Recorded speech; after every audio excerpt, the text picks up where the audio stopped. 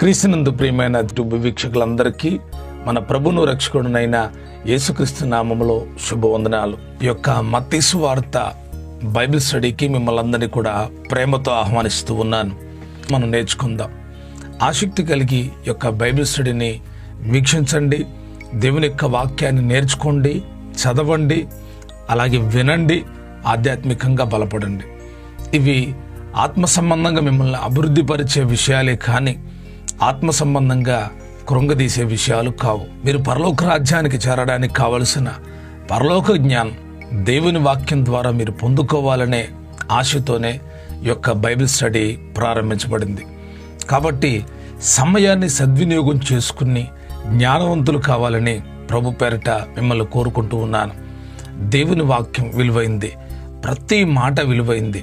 శ్రద్ధగా దేవుని యొక్క వాక్యాన్ని విని దేవుని ఆశీర్వాదాలు పొందుకోవాలని, ఆధ్యాత్మికంగా మీరు బలపరచబడి అనేకులను బలపరచాలని కోరుకుంటూ ఉన్నాను. సంగతులు తరువాత 4వ భాగం, నరహత్య చేయవద్దు, నరహత్య చేయువాడు విమర్శకు లోనగునని పూర్వీకులతో చెప్పబడిన మాట మీరు విన్నారు కదా. నేను మీతో చెప్పున్నది ఏమనగా, తన సహోదరుని మీద కోపపడు ప్రతివాడు విమర్శకు లోనగును. తన సహోదరుని చూచి వ్యర్థుడా అని చెప్పువాడు మహాసభకు లోనగును. ద్రోహి అని చెప్పువాడు నరకాగ్నికి లోనగును. కావున నీ బలిపీఠమునొద్ద అర్పణము నర్పించుచుండగా నీ మీద నీ సహోదరునికి విరోధం ఏమైనా కలదని అక్కడ నీకు జ్ఞాపకం వచ్చిన యెడల అక్కడ బలిపీఠం ఎదుటనే నీ అర్పణను విడిచిపెట్టి మొదట వెళ్ళి నీ సహోదరునితో సమాధాన పడుము. అటు తరువాత వచ్చి నీ అర్పణను నర్పింపు. నీవు ప్రతివాదితో నీవును త్రోవలోనే ఉండగానే త్వరగా వానితో సమాధాన పడుము. లేని ఎడల ఒకవేళ ప్రతివాది నిన్ను న్యాయాధిపతికి అప్పగించును, న్యాయాధిపతి నిన్ను బంట్రోతునకు అప్పగించును. అంతటా నువ్వు చెరసాల్లో వేయబడదువు. కడపటి కాసు చెల్లించే వరకు అక్కడ నుండి నీ వెలుపలకు రానేరవని నీతో నిశ్చయముగా చెప్పుచున్నాను. 4వ భాగంలో వేసే అంటాడు, నరహత్య చేయొద్దు. నరహత్య చేయువాడు విమర్శకు లోనగునని పూర్వీకులతో చెప్పబడిన మాట మీరు విన్నారు కదా. తర్వాత అంటాడు, నేను మీతో చెప్పున్నది ఏమనగా, సహోదరుని మీద కోపపడు ప్రతి వాడు విమర్శకు లోనగును. కోపం వద్దు, నరహత్య చేయొద్దు, కోపపడొద్దు. నీ సహోదరుని చూసి పనికిమాలినోడు వ్యర్థుడా అని చెప్పొద్దు, ద్రోహి అని చెప్పొద్దు. ద్రోహి అనొద్దు. నువ్వు ఏం చేయొద్దు? నరహత్య చేయొద్దు, తర్వాత కోపపడొద్దు, వ్యర్థుడా అనొద్దు, ద్రోహి అనొద్దు. ఈ మాటలు రాకుండా జాగ్రత్త పడాలి. ద్రోహి అని చెప్పేవాడంట నరకానికి లోనవుతాడంట. కాబట్టి చాలా జాగ్రత్తను వహించాలి దేవుని పిల్లలు. కావున నీ బలిపీఠంలో అర్పించుచుండగా నీ సహోదరునికి విరోధమైన ఏమైనా కనపడితే అక్కడే ఆ బలిపీఠం ఎదుట నీ అర్పణను విడిచిపెట్టి మొదట వెళ్ళి నీ సహోదరునితో సమాధానపడు. అటు తర్వాత వచ్చి అర్పణ అర్పించు. నీవు నీ ప్రతివాదితో నీవు త్రోవలో ఉండగానే త్వరగా వానితో సమాధానపడు. నువ్వు దేవుడు బిడ్డవైతే త్వరగా సమాధానపడిపో. టైం ఎక్కువ పెంచమాకు. పరలోకానికి వెళ్ళే వాళ్ళు ఉండాల్సిన తీరుని యేసే చెప్తున్నాడు. నీవు సమాధానపడు. ఎవళ్ళు ముందులో సమాధాన పడతారో వాళ్ళు ధన్యులు. తరువాత 5వ భాగం, వ్యభిచారం చేయవద్దని చెప్పబడిన మాట మీరు విన్నారు కదా. నేను మీతో చెప్పున్నది ఏమనగా, ఒక స్త్రీని మోహపు చూపుతో చూచు ప్రతివాడు అప్పుడే తన హృదయమందు ఆమెతో వ్యభిచారం చేసిన వాడుకును. నీ కుడికను నిన్ను అభ్యంతరపరిచినలా దాన్ని పెరికి నీ యొద్ద నుండి పారవేయము. నీ దేహమంతే నరకములో పడవేయబడకుండా నీ అవయముల్లో నొకటి నశించకుండా నీకు ప్రయోజనకరము కదా. నీ కుడి చెయ్యి నిన్ను అభ్యంతరపరిచిన యెడల దాన్ని నరికి నీ యొద్ద నుండి పారవేయము. నీ దేహమంతా నరకంలో పడకుండా నీ అవయముల్లో ఒకటి నశించుటకు నీకు ప్రయోజనకరము కదా. తన భార్యను విడనాడు వాడు ఆమెకు పరిత్యాగ పత్రిక ఇవ్వాలని చెప్పబడి ఉన్నది కదా. నేను మీతో చెప్పున్నది ఏమనగా, వ్యభిచార కారణమును బట్టి కాక తన భార్యను విడనాడు ప్రతివాడును ఆమెను వ్యభిచారినిగా చేయుచున్నాడు. విడనాడబడిన దాన్ని పెండ్లాడువాడు వ్యభిచరించుచున్నాడు. ఇక్కడ ఒక ప్రాముఖ్యమైనటువంటి ఆజ్ఞ. ఇప్పుడు నరహత్య చేయొద్దని చెప్పినా తర్వాత సమాధానపడమని చెప్పిన ఇవన్నీ ధర్మశాస్త్రములో ఉన్న ఆజ్ఞల్ని మరలా యేసుక్రీస్తు ప్రభువారు గుర్తు చేస్తున్నాడు ప్రజలకి. వ్యభిచారం చేయొద్దని చెప్పే మాట విన్నారు కదా, పాత నిబంధన గ్రంథంలో రాయబడి ఉంది, వ్యభిచారం చేయకూడదు. నేను మీతో చెప్పినది ఏమనగా, ఒక స్త్రీని మోహపు చూపుతో చూచు ప్రతి వాడు అప్పుడే తన హృదయమందు ఆమెతో వ్యభిచారం చేసిన వాడు అగను. ఒకప్పుడు స్త్రీ దగ్గరికి వెళ్ళి చేస్తే వ్యభిచారం, ఇప్పుడు చూస్తే వ్యభిచారం. మరి ఎంత జాగ్రత్తగా ఉండాలి ఆధ్యాత్మిక జీవితం? చూచు ప్రతివాడు, చూస్తే చాలంట, మోహపు చూపుతో అంటే నేను ఆమెతో సంభోగించాలి, శారీరకంగా కలవాలనే ఆ దృక్పథాన్ని కలిగి ఒక స్త్రీని చూస్తే అప్పుడే హృదయమందు వ్యభిచారం చేసినాడు. శరీరం కాదు, హృదయ వ్యభిచారం నిన్ను నరకానికి తీసుకుని వెళ్తుంది. భార్య భర్తల గురించి అంటాడు, భార్యను విడనాడు వాడు ఆమెకు పరిత్యాగ పత్రిక ఇవ్వాలి.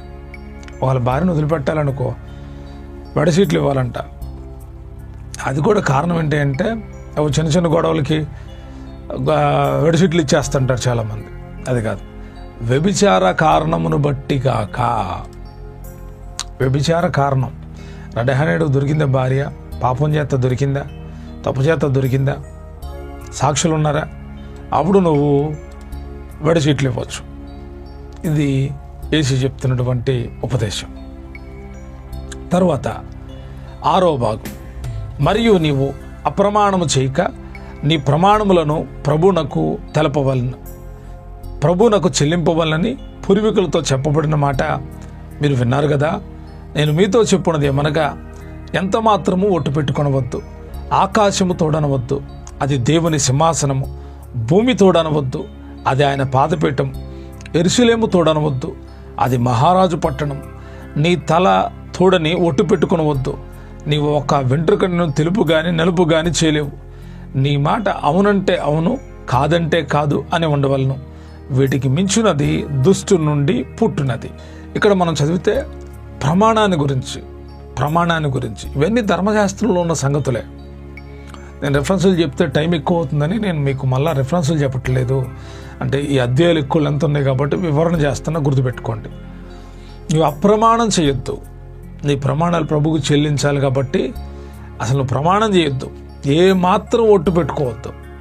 చాలామంది ఆకాశం అంటాడు, ఆకాశం తోడొద్దు, అది దేవుని సింహాసనం. ఈ మాట బాగా గుర్తుపెట్టుకోండి. ఆకాశం మీద ఒట్టు అని అనకూడదంట. అదేంటిదంట? దేవుని పిల్లలు గుర్తుపెట్టుకోండి, దేవుని సింహాసనము. 2వది, భూమి తోడనొద్దు, అది ఆయన పాదపీఠం. అప్పుడున్న యూదులకున్న పద్ధతుల్లో ఆయన గుర్తు చేస్తాడు. యెరూషలేము తోడనొద్దు, అది మహారాజు పట్టణం. పోనీలయ్యా నా తలతోడు అని పెట్టుకుంటావా? వద్దు. నీ వెంట్రుకలు ఒకటైన తెలుపు కానీ నలుపు కానీ దేవుని పిల్లలైన మన గురించి అని చెప్తున్నాడు. మీ మాట అవునంటే అవును, కాదంటే కాదు అని ఉండవలను. వీటికి మించినది దుష్టు నుండి పుట్టినది. చాలాసార్లు జరుగుతాయి. అవునంటే అవునని చెప్పం కదా, కాదంటే కాదని చెప్పంగా. అవునంటే కాదంటాం, కాదంటే అవునంటాం. మన మాట స్టెబిలిటీగా ఉండదు, స్థిరంగా ఉండదు. అది దుష్టు నుండి పుట్టేదంట. వెంటనే మనం గ్రహించుకొని మార్పు చెందాలి. మన మాట కరెక్ట్గా పర్ఫెక్ట్గా ఉండాలి. ఆ రీతికి ప్రభు నడిపించును గాక. 7వ భాగం, కంటికి కన్ను పంటికి పళ్ళు అని చెప్పబడిన మాట మీరు విన్నారు కదా. నేను మీతో చెప్పున్నది ఏమనగా, దుష్టుని ఎదిరింపక నిన్ను కుడి చెంప మీద కొట్టువాని వైపునకు ఎడమ చెంప కూడా త్రిపము.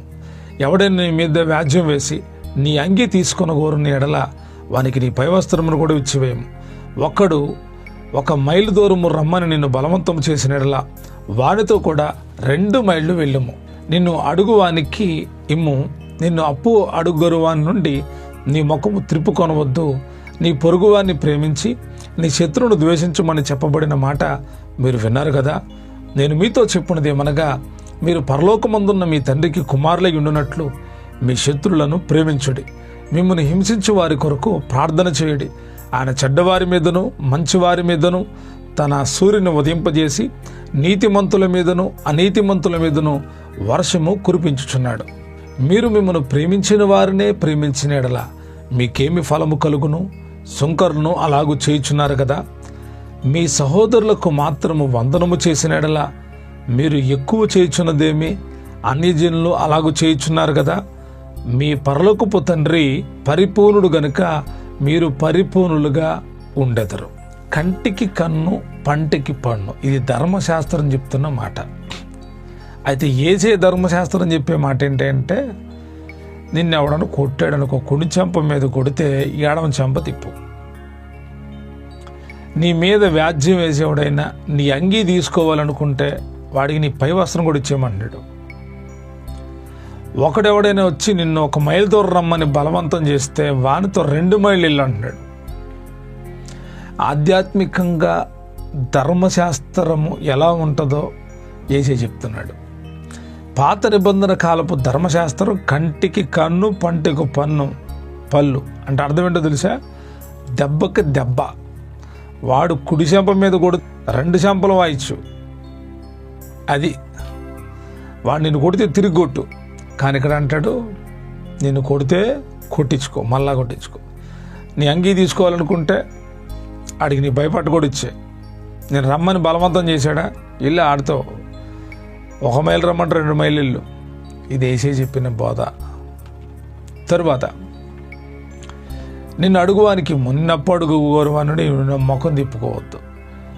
నీకు అప్పు ఇవ్వడానికి సామర్థ్యం ఉంటే తప్పకుండా అప్పు, కానీ వడ్డీ తీసుకో. మాకు వడ్డీ తీసుకున్నావు, నువ్వు దేవుని బిడ్డవు కాదు, నువ్వు వడ్డీ వ్యాపారస్తుడు అవుతావు. నువ్వు వడ్డీకి ఇవ్వకూడదు, నీ ద్రవ్యాన్ని వడ్డీకి ఇవ్వకూడదు. దేవుని గుడారంలో ఉండేవాడు వడ్డీకి ఇవ్వడు. ఒకళ్ళు అప్పడిగారనుకో, ఇవ్వు, నీ ముఖం తిప్పుకోవద్దు. తర్వాత నీ పొరుగువారిని ప్రేమించి నీ శత్రువును ద్వేషించమని చెప్పబడిన మాట మీరు విన్నారు కదా. నేను మీతో చెప్పేది, మనకు మీ పరలోకమందున్న మీ తండ్రి కుమారులై ఉన్నట్లు మీ శత్రువులను ప్రేమించండి. ద్వేషించడం కాదు, శత్రువులను ప్రేమించండి. మిమ్మల్ని హింసించే వారి కొరకు ప్రార్థన చేయండి. ఎందుకంటే దేవుడు నీతిమంతుల మీద అనీతిమంతుల మీద తన వర్షాన్ని కురిపెత్తున్నాడంట, సూర్యుని ఉదయింపజేస్తున్నాడంట. కాబట్టి 7వ భాగం 38-48 వచనాల్లో ఉన్నది శత్రువులను ప్రేమించడం, హింసించే వారి కొరకు ప్రార్థన చేయడం. తర్వాత మనం చదివితే, మీరు అన్యజనులు చేసినట్టు చేయొద్దు, మీరు ప్రతి ఒక్కరిని ప్రేమించండి. ప్రేమించిన వాళ్ళే కాదు, మీ ప్రేమ ఇతరులకు పంచాలి. ఇతరులకి, మీకు తెలిసిన వాళ్ళకి, మీకు తెలియని వాళ్ళని కూడా మీరు ప్రేమించాలి. ఇదే యేసే చెప్తుంది. అంటాడు, మీ పరలోకపు తండ్రి పరిపూర్ణుడు గనుక మీరును పరిపూర్ణులుగా ఉంటారు. ఆయన పరిపూర్ణుడు అంట, మనల్ని పరిపూర్ణ చేయాలనుకుంటున్నాడు. అందుకే యేసే ఉపదేశం అంతా చెప్తా ఉన్నాడు. ఇప్పుడు వరకు మనం మత్తయి సువార్త 5వ అధ్యాయం ధ్యానించాం. 5వ అధ్యాయములో ఉన్నటువంటి కొన్ని క్లుప్త విషయాలు మనం నేర్చుకున్నాం. ఎక్కువ రెఫరెన్సులు మధ్యలో ఎందుకు మీకు చెప్పలేదంటే, అవన్నీ చెప్తే లెంత్ ఎక్కువ అవుతుంది, అందుకోసమనే తగ్గించి కొంత వివరణ మీకు ఇచ్చాను. తదుపరి మనం 6వ అధ్యాయాన్ని నేర్చుకుందాం.